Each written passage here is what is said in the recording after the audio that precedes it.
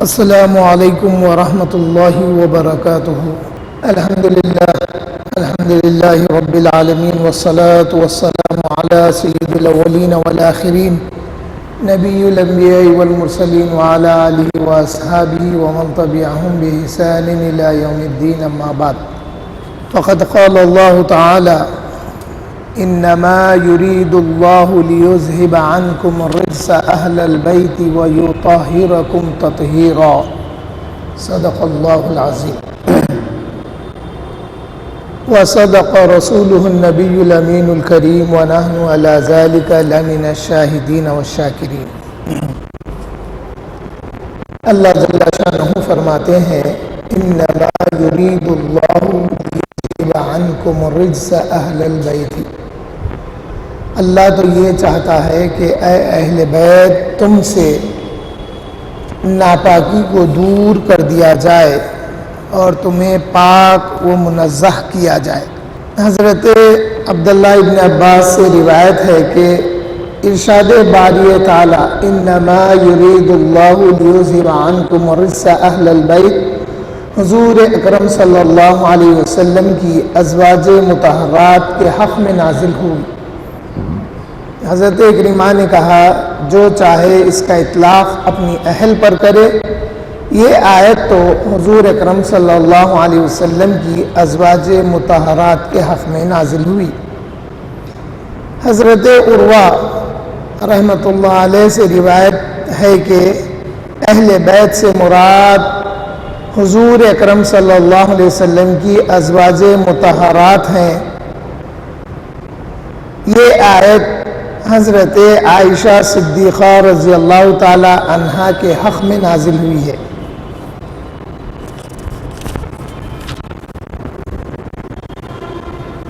امام حکیم ترمذی،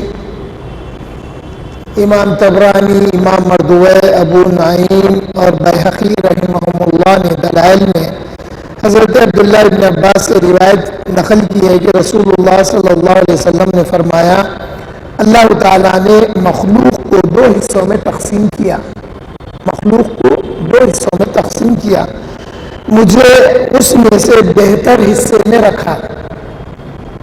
اللہ تعالیٰ کے فرمان کے مطابق وَأَصْحَابُ الْيَمِينِ، اور اللہ نے فرمایا وَأَصْحَابُ الشِّمَالِ، یہ دو حصے اللہ نے اپنی مخلوق کے دیے۔ اس میں حضور صلی اللہ علیہ وسلم کو بہترین حصے میں رکھا۔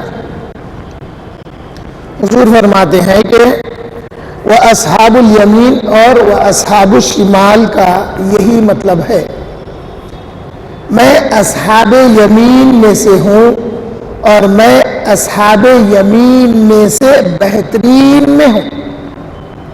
اس جو حصہ اصحاب یمین کا ہے اس حصے میں بھی بہترین حصے میں ہوں فرمائے حضور۔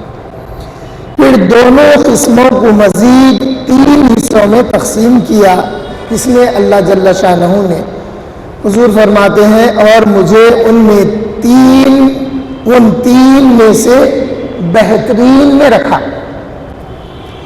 جیسا اللہ تعالیٰ نے ارشاد فرمایا فَأَصْحَابُ الْمَيْمَنَةِ مَا أَصْحَابُ الْمَيْمَنَةِ وَأَصْحَابُ الْمَشْأَمَةِ مَا أَصْحَابُ الْمَشْأَمَةِ والسابقون السابقون، میں سابقین میں سے ہوں اور بہترین سابقین میں سے ہوں۔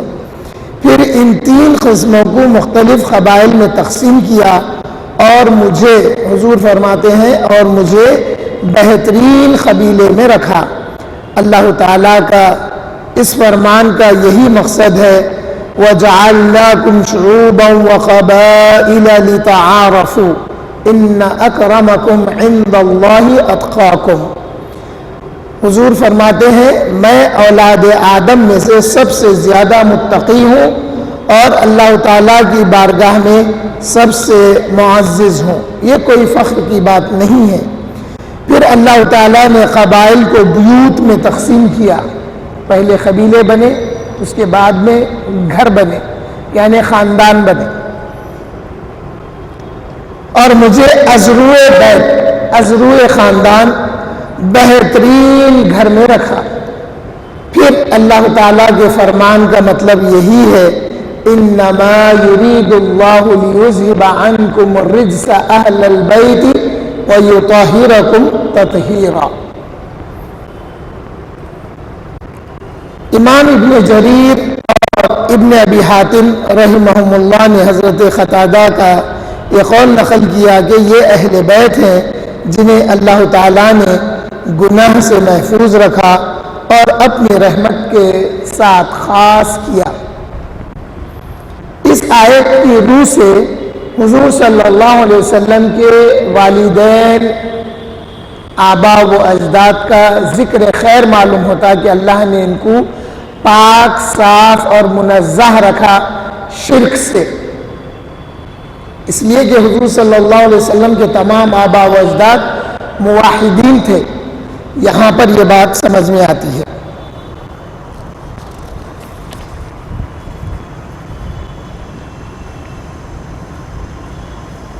حضرت ام سلمہ رضی اللہ تعالی عنہا سے، جو نبی کریم صلی اللہ علیہ وسلم کی زوجہ ہیں، روایت کرتے ہیں کہ نبی کریم صلی اللہ علیہ وسلم ان کے گھر میں آرام فرما تھے اور آپ صلی اللہ علیہ وسلم پر خیبر کی بنی ہوئی چادر تھی، جیسا ہمارے پاس بات سمجھنے کے لیے کشمیری شال جیسا معروف ہے ہندوستان میں، اس زمانے میں خیبر کی بنی ہوئی یا اسٹیچ کی ہوئی بنی ہوئی چادر بڑی معروف تھی۔ تو حضرت ام سلمہ فرماتے ہیں جب حضور صلی اللہ علیہ وسلم آرام فرما رہے تھے تو آپ ایک خیبر کی چادر اوڑھے ہوئے تھے۔ حضرت فاطمہ رضی اللہ تعالی عنہا ایک ہنڈیا لائی اور جس میں خزیرہ تھا۔ خزیرہ اس سالن کو کہا جاتا ہے جس شوربے کو گوشت سے بنانے کے بعد اس میں آٹا بھی ملا دیا جاتا ہے۔ رسول اللہ صلی اللہ علیہ وسلم نے فرمایا بی بی فاطمہ الزہرا رضی اللہ تعالیٰ عنہا سے اپنے خاوند اور دونوں بیٹوں حسن و حسین کو بلا لاؤ۔ یہاں پہ بعد میں سمجھاؤں گا۔ اس سے یہ معلوم ہوا کہ بی بی فاطمہ اور حضرت علی اور حضرت حسنین کریمین حضور کے ساتھ حضور کے گھر میں نہیں رہتے تھے بلکہ وہ اپنے گھر میں رہتے تھے۔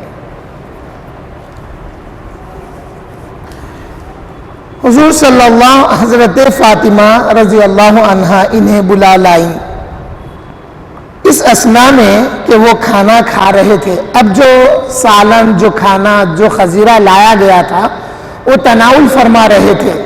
کون کون؟ سب۔ رسول اللہ صلی اللہ علیہ وسلم پر یہ آیت نازل ہوئی، ابھی تناول فرما رہے ہیں، آیت نازل ہوئی انما یرید اللہ لیذہب عنکم الرجس اہل البیت ویطہرکم تطہیرا۔ یہ آیت جب نازل ہوئی تو حضور صلی اللہ علیہ وسلم جو چادر اوڑھے ہوئے تھے اس چادر کا حصہ ان سب پر ڈال دیا اور ان کو ڈھانپ لیا اس چادر میں۔ اس کے بعد آپ نے آسمان کی طرف اشارہ کیا۔ دوسری روایت میں آتا ہے کہ حضور صلی اللہ علیہ وسلم نے اشارہ کیسے کیا؟ حضور نے اشارہ کیا اللہ کی طرف، اللہم ہؤلاء اہل بیتی، اے اللہ یہ میری اہل بیت ہے، سبحان اللہ سبحان اللہ، اور یہ میرے خاص افراد ہیں فرمائے حضور صلی اللہ علیہ وسلم، ان سے رجس کو دور کر دے اور انہیں پاکیزہ بنا دے۔ اب اللہ چاہتا تھا، انما یرید اللہ، اللہ چاہتا ہے، تو جب حضور نے دعا کی تو اللہ نے ان کو پاک اور منزہ بنا دیا۔ سبحان اللہ سبحان اللہ سبحان اللہ۔ حضور فرمایا اللہم ہؤلاء اہل بیتی، اے اللہ یہی میری اہل بیت ہے، جن کو پاک، صاف اور منزہ کرنا چاہتا ہے وہ یہ میری اہل بیت ہے، یا اللہ ان کو پاک اور منزہ فرما دے۔ سبحان اللہ۔ یہ آپ صلی اللہ علیہ وسلم نے 3 دفعہ کلمات دہرائے۔ حضرت ام سلمہ نے کہا میں نے اپنا سر اس چادر کے اندر کر لیا، آپ گھر میں موجود تھی، آپ اپنا سر اس چادر کے اندر کر لیے اور عرض کرنے لگی یا رسول اللہ میں بھی آپ ہی کے ساتھ ہوں.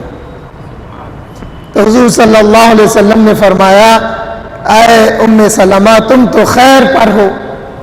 اور یہ بات حضور نے 2 دفعہ ارشاد فرمائی. یہاں پہ معلوم یہ ہوا اہل بیت سے مراد اوپر کی روایتوں میں آیا کہ گھر والوں سے مراد ام المومنین ہے. اس لیے حضرت عروہ نے فرمایا کہ یہاں پر حضور کی اہل بیت سے مراد حضور کی ازواج مطہرات ہیں.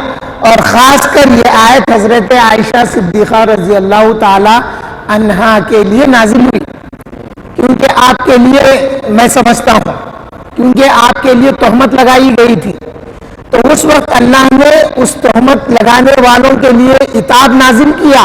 مگر یہاں پر پھر مہربان ہوتے ہوئے اللہ تعالیٰ نے فرمایا کہ اے میرے محبوب اللہ تو چاہتا ہے کہ آپ کے گھر والوں سے ہر ناپاکی کو اور پاک کر دے اور صاف ستھرا کر دے. تو یہاں پر تشریح یہ آئی ہے کہ کس قسم کی ناپاکی؟ تو جسمانی ناپاکی اور ایمان میں اگر کہیں اگر شک و شبہ ہو تو اس کو بھی اللہ پاک کر دینا چاہتا ہے. تو یہاں یہ معلوم ہوا کہ اہل بیت تو گھر والے ہیں مگر چونکہ حضرت علی بی بی فاطمہ حسنین کریمین باہر رہتے تھے تو آپ نے ان کو شامل کر کے فرمایا.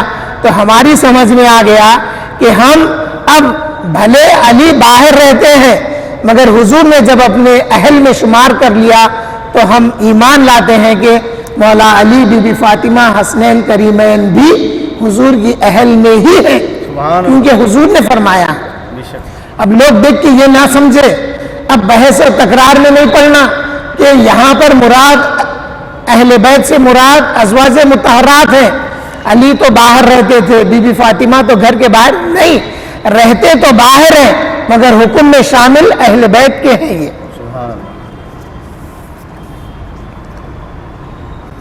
حضرت ام سلمہ ہی سے یہ روایت بھی منقول ہے کہ یہ آیت میرے گھر میں نازل ہوئی. ام المومنین فرماتے ہیں کہ حضور صلی اللہ علیہ وسلم جس وقت میرے گھر میں تشریف فرما تھے اس وقت آپ آرام فرما رہے تھے. آپ پر خیبر کی بنی ہوئی یا بنی ہوئی چادر آپ اوڑے ہوئے تھے تو بی بی فاطمہ نے وہ سالن جو خزیرہ بنایا تھا وہ لے آئے. تو اس روایت میں آپ نے فرمایا کہ گھر میں 7 افراد تھے. اس وقت گھر میں موجود کتنے افراد تھے؟ 7. ان میں حضرت جبرائیل, حضرت میکائیل علیہ السلام بھی موجود تھے, حضرت علی تھے, بی بی فاطمہ تھی, حضرت حسن, حضرت حسین اور میں یعنی حضرت ام سلمہ رضی اللہ تعالی عنہا تھے. گھر کے دروازے حضرت ام سلمہ رضی اللہ تعالی عنہا فرماتی ہیں کہ میں گھر کے دروازے کے پاس تھی. میں نے عرض کیا یا رسول اللہ کیا میں اہل بیت میں نہیں ہوں؟ تو حضور صلی اللہ علیہ وسلم نے فرمایا کہ تم بھلائی کی طرف ہو, تو ازواج نبی میں سے ہے, یعنی اہل نبی ازواج نبی میں سے ہے.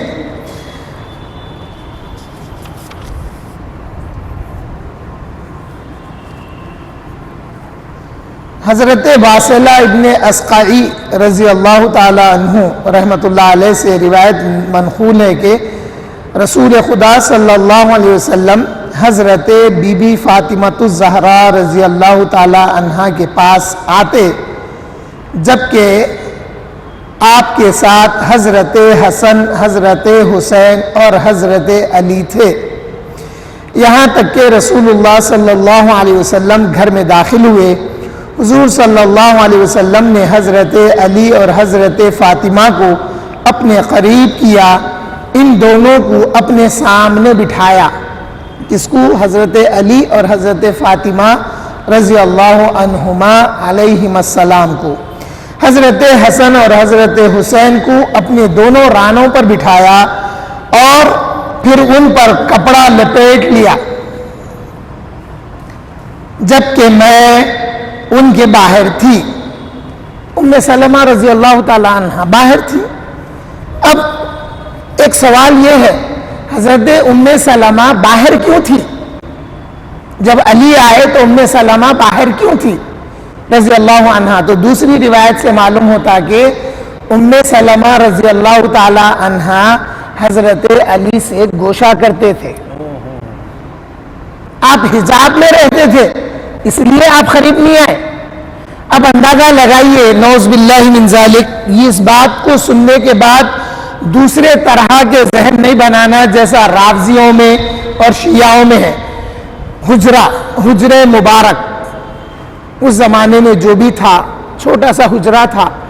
تو جب مولا علی بی بی فاطمہ حسنین کریمین حضور کے پاس آ گئے تو آپ گوشے اور پردے کی وجہ سے تھوڑا سا باہر کی طرف ہو گئے، یعنی کمرے سے دروازے کے قریب ہو گئے. آپ باہر جا کے نہیں کھڑے ہوئے، آپ کمرے کے کونے میں دروازے کے قریب ہو گئے. آپ گوشہ کرتے تھے. تو اس سے یہ بھی معلوم ہوا کہ جو عورتیں اپنے داماد سے گوشہ کرتے ہیں وہ حضرت ام سلمہ کی سنت پہ ہے. سبحان اللہ، سبحان اللہ، واہ واہ واہ، کیا بات ہے سر، بڑے بوڑھے بھی ہو گئے. واہ واہ واہ، میں دیکھا ہوں اپنی آنکھوں سے اپنے بڑوں کو، بڑے بوڑھے بھی ہو گئے تو ساس بھی گوشے میں ہے، داماد بھی گوشے میں ہے. واہ واہ واہ، ادب ہے یہ. آج ماحول کدھر سے کدھر چلا گیا. جس گھروں میں، یاد رکھیے، جس گھروں میں داماد کے خلاف نہیں ہوں میں، مگر ایک ذہن بتا رہا ہوں، جس گھروں میں داماد کو بیٹے کی جگہ دی جاتی ہے وہ گھر سے بیٹا پرایا ہو جاتا. مشورے ہو رہے ہیں دامادوں سے، بیٹے کو پتہ ہی نہیں کیا ہونے والا ہے، کیا ہو رہا ہے. اب خاندان کے لوگ بیٹے کو پوچھے کیا ہے بھائی فلاں دعوت کب ہے، کیا ہے، نہیں معلوم میرے کو، کیا ظاہر ہوا. سوچنے کی بات ہے. داماد کا مقام بالکل محترم ہے، احترام ہے داماد کا، مگر اس کا اپنا ایک مقام ہے. ڈائننگ ٹیبل پہ بلا کے بازو بٹھا کے کھانا نہیں کھلایا جاتا، یہ اسلامی آداب میں سے نہیں ہے. اور داماد ہی ہوتا ہے. آپ بیٹا بولے اس کو، لیکن داماد ہی چھوٹا، بیٹا ہی چھوٹا. اسی طرح سے بہو ہوتی ہے، آپ اس کو بیٹی سمجھے، کچھ بھی سمجھے، مگر زیادہ بیٹی سمجھے تو پھر انہیں بہو باقی نہیں رہتی. نہیں، اگر بہو کو بیٹی کر رہے ہیں تو کیا بیٹی کا بیٹے سے ہوتا؟ تو بہو بیٹی ہونے سے بہو باقی نہیں رہتی. پھر آپ محبت میں بلا لو بیٹا بول کے. ان رشتوں کا لحاظ رکھنا ہمارے لیے ضروری ہے تاکہ حفظ مراتب باقی رہے بولتے. واہ واہ واہ، ام سلمہ رضی اللہ تعالی عنہا فرماتی ہیں کہ میں اس لپیٹی ہوئی چادر سے باہر تھی. پھر رسول اللہ صلی اللہ علیہ وسلم نے اس تلاوت فرمایا، اس آیت کو تلاوت فرمایا، انما یرید اللہ لیذھب عنکم الرجس اہل البیت ویطہرکم تطہیرا. یہاں پر یہ بات ہے کہ حضور صلی اللہ علیہ وسلم، ایک روایت جو پہلی آیت نازل ہوئی وہ ام سلمہ رضی اللہ تعالی عنہ کے گھر میں ہوئی. اب جب حضور بی بی فاطمہ رضی اللہ تعالی عنہ کے گھر تشریف لے گئے تو پھر آپ نے چادر لپیٹی اور پھر اس آیت کو پڑھا. یہاں پہ یہ بات سمجھنا نہیں ہے، اس میں شک شبہ کرنا نہیں ہے کہ واقعہ ام سلمہ رضی اللہ عنہ کے گھر کا بھی ہے پھر یہاں کا بھی ہے تو صحیح کیا ہے.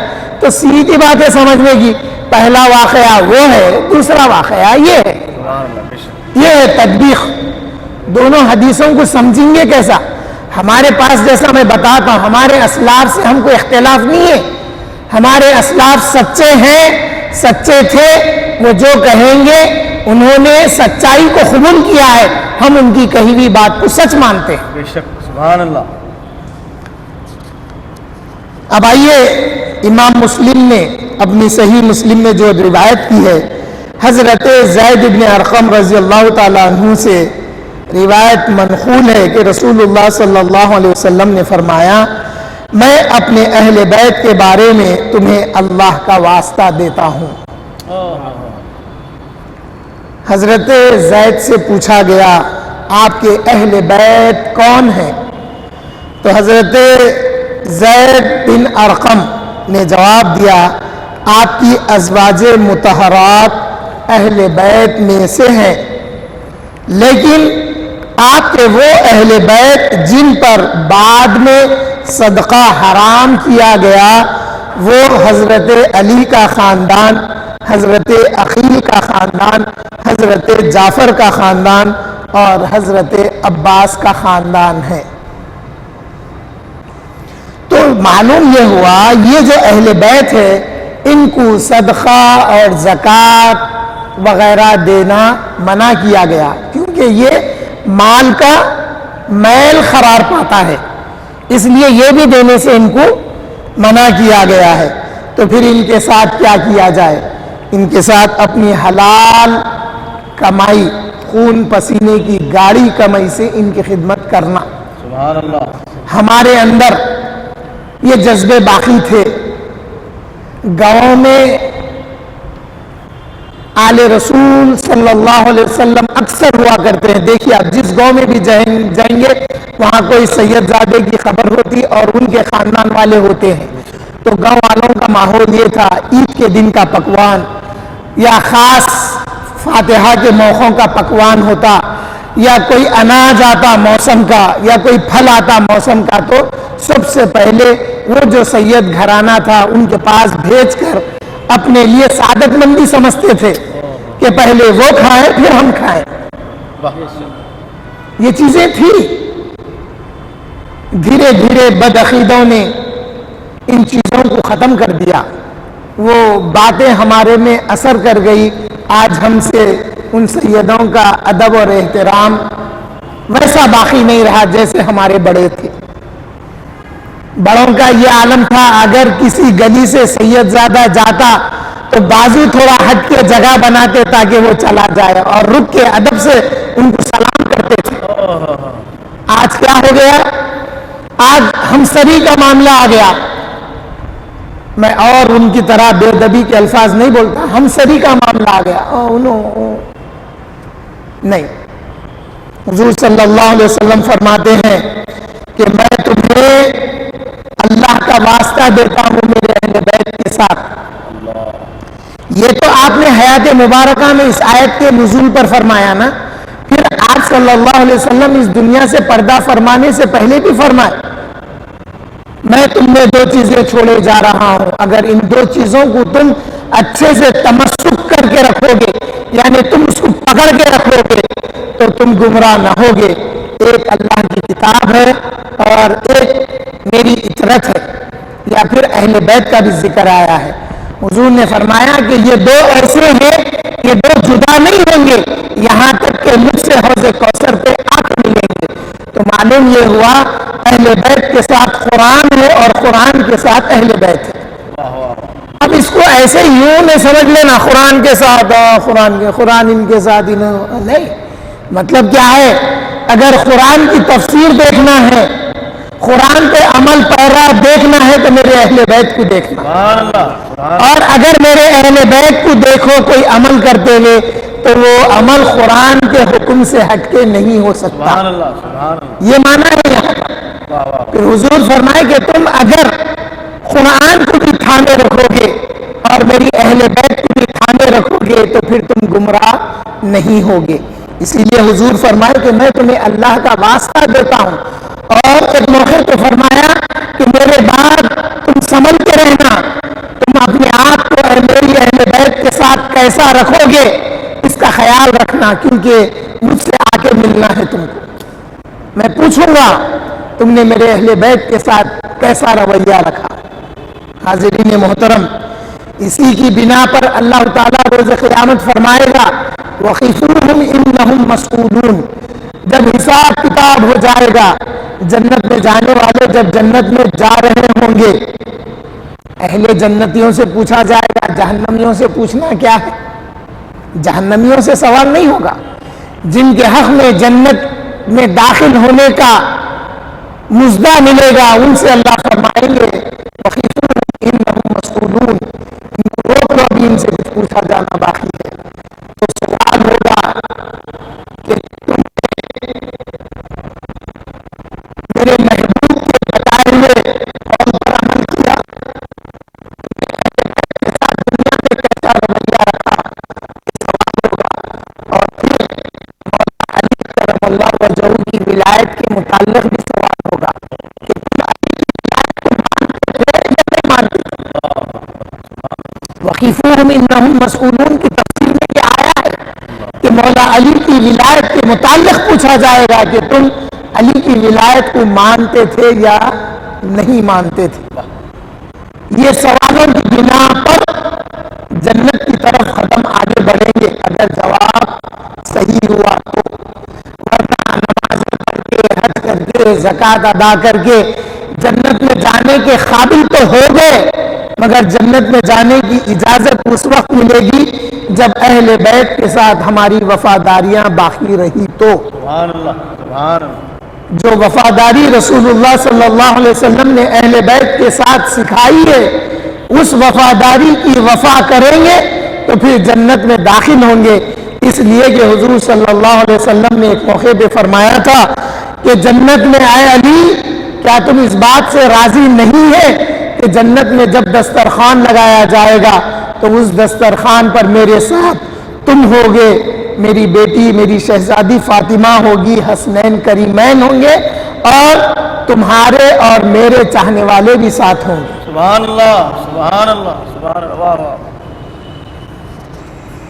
واہ۔ حاضرین محترم، حضرت ابو سعید خدری رضی اللہ تعالیٰ عنہ سے منقول ہے جب حضرت علی شیر خدا کی حضرت بی بی فاطمہ الزہرا رضی اللہ تعالیٰ عنہا سے شادی ہوئی تو نبی کریم صلی اللہ علیہ وسلم 40 دنوں تک ان کے دروازے پر آتے رہے، یعنی ان کے دروازے پر آتے تھے، اور آپ کیا ارشاد فرماتے تھے؟ السلام علیکم اہل البیت ورحمۃ اللہ وبرکاتہ، سبحان اللہ، الصلاۃ، سبحان اللہ۔ نماز کا وقت ہو گیا ہے۔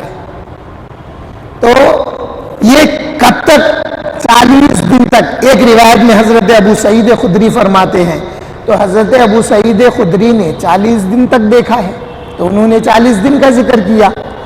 اب دوسری روایت میں کیا ہے؟ اچھا، حضور نے یہ بھی فرمایا السلام علیکم اہل البیت ورحمۃ اللہ وبرکاتہ الصلاۃ۔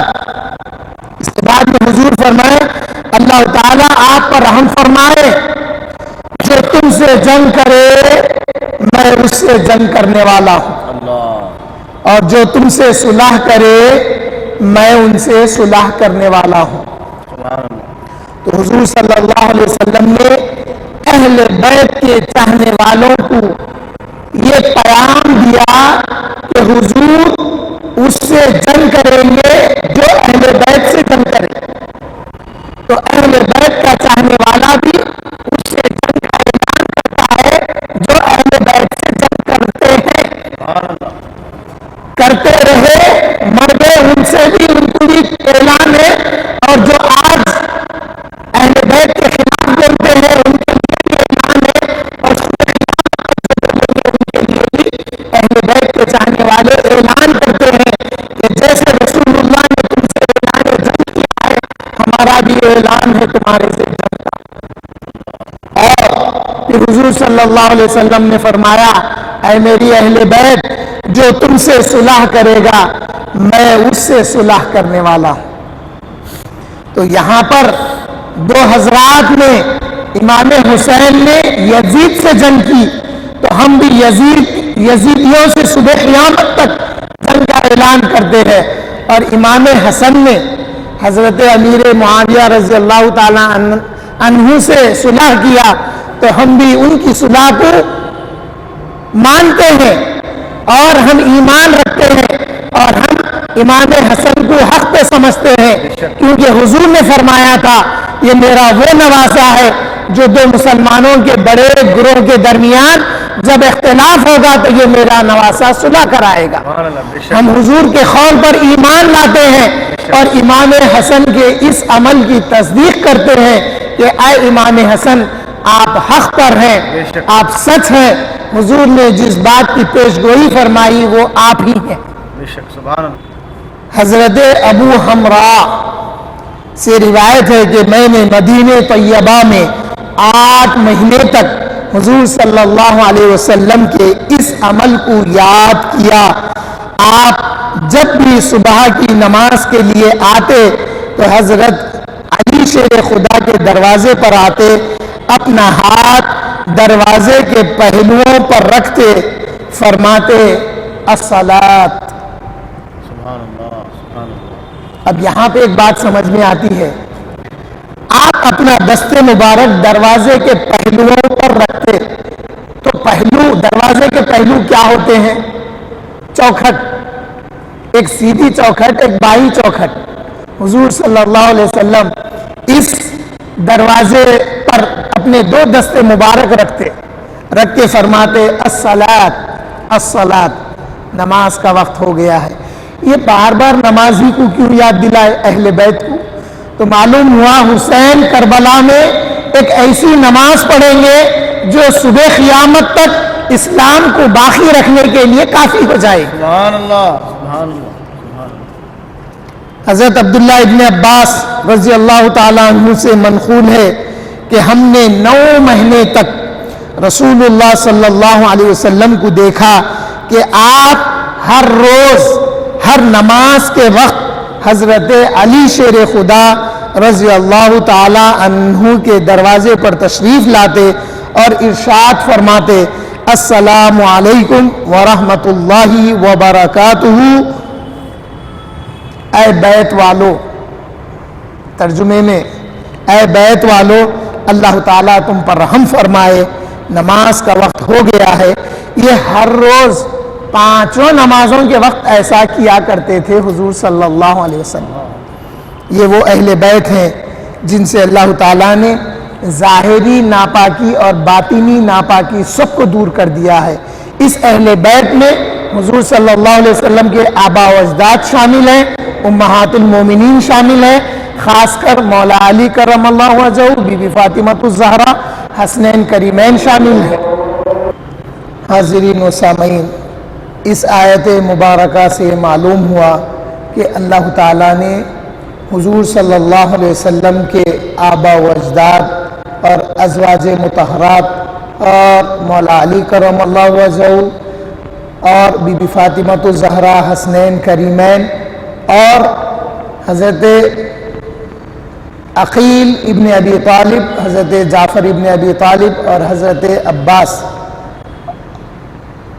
رضی اللہ عنہم پر صدقے کو حضور صلی اللہ علیہ وسلم نے یعنی زکوٰۃ کو حرام قرار دیا تھا۔ ایک موقع پر حضرت امام حسن سے کچھ ایسا ہوا کہ حضور صلی اللہ علیہ وسلم کی بارگاہ میں صدقے کے کھجور حاضر کیے گئے، پیش کیے گئے، تو امام حسن جلدی کر کے بچے ہونے کی وجہ سے، بچپنی کی وجہ سے آپ نے ایک کھجور اٹھا کر اپنے منہ میں رکھ لیا، تو حضور صلی اللہ علیہ وسلم نے اپنے دست مبارک سے امام حسن کے گلے کے اندر سے، منہ کے اندر سے اس کھجور کو نکال کر فرمائے کہ اے بیٹے حسن، ہم پر یہ صدقہ حرام ہے۔ اللہ تعالیٰ سے دعا کرتا ہوں ان پاک ہستیوں کی صدقے طفیل میں اے اللہ کچھ پاکی ہمارے دلوں کو ایمان کے صاف ہونے کے لیے عطا فرما، جس کے بعد ہمارے دلوں میں اہل بیت کی محبت جاگزی ہو جائے اور حضور صلی اللہ علیہ وسلم کی محبت، صحابہ کی محبت، اہل بیت کی محبت، اولیاء اللہ کی محبت ہمارے دلوں میں ہو، اور مرنے سے پہلے زبان پر اے اللہ کلمہ طیب، کلمہ شہادت لا الہ الا اللہ محمد الرسول اللہ نصیب ہو، آمین والحمدللہ رب العالمین۔